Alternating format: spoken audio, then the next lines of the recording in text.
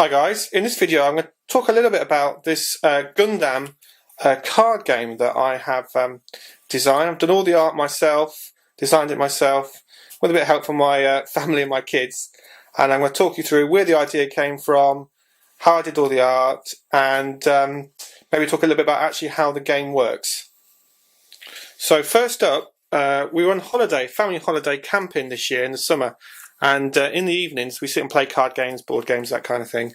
And I designed this game in the evening with my kids, based around making a Gundam out of a head, a body, some legs, and some arms. And you fight another Gundam, and you blow bits, destroy bits of the body off. And we use these very simple, as you can see, cards to test the game and try out different mechanics.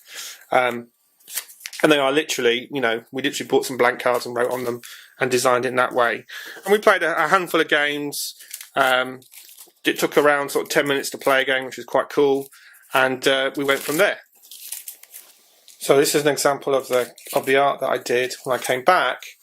So I wanted to draw and paint the Gundam that I've got in my collection. So this is the Buster, I think it's the Buster Master Grade that I've got. And then I took that model and did a drawing and then painted it in detail. All my work's done digitally. If you go to the Facebook page that I manage, which is facebook.com Project Mecha 19, I normally put the pencil work, or normally put a JPEG of each piece that I do, and then I shrunk that piece of art down, put it onto a simple card layout, and that's how I did the art for the cards.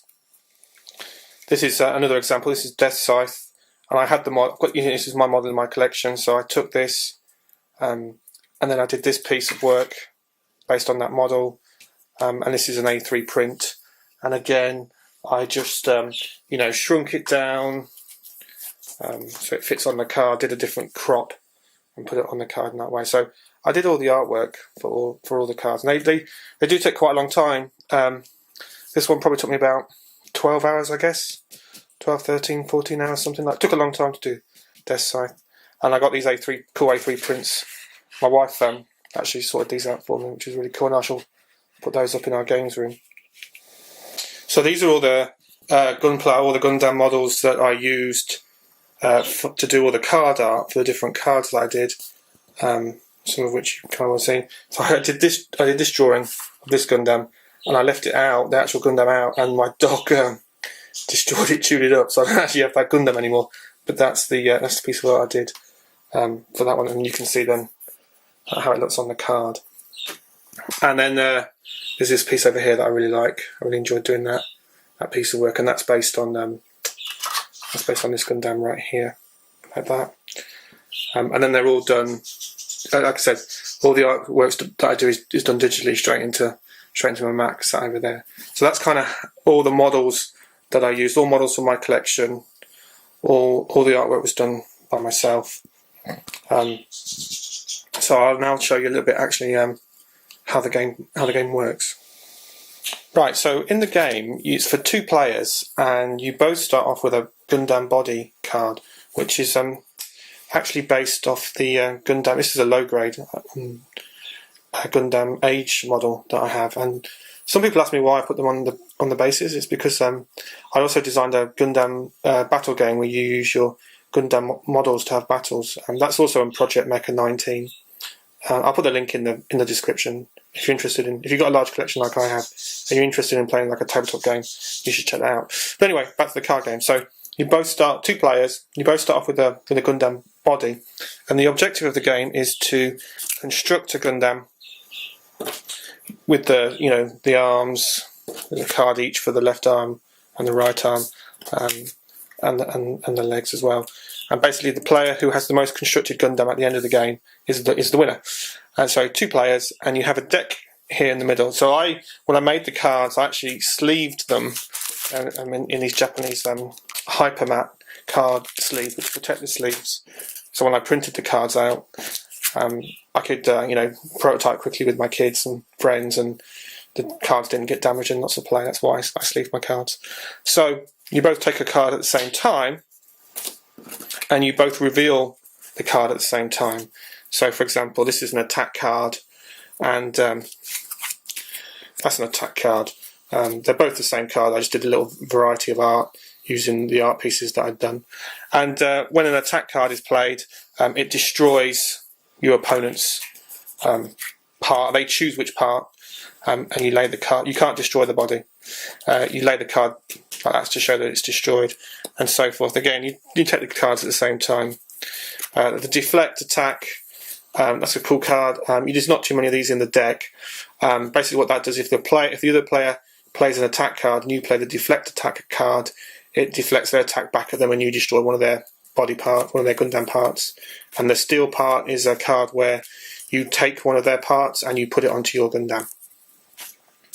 And we've got a repair, so that repairs one of the damaged. So if you've got a damage, you can play that card and repair it. There's another attack variant that I did. Let's have a look what else you got. A block.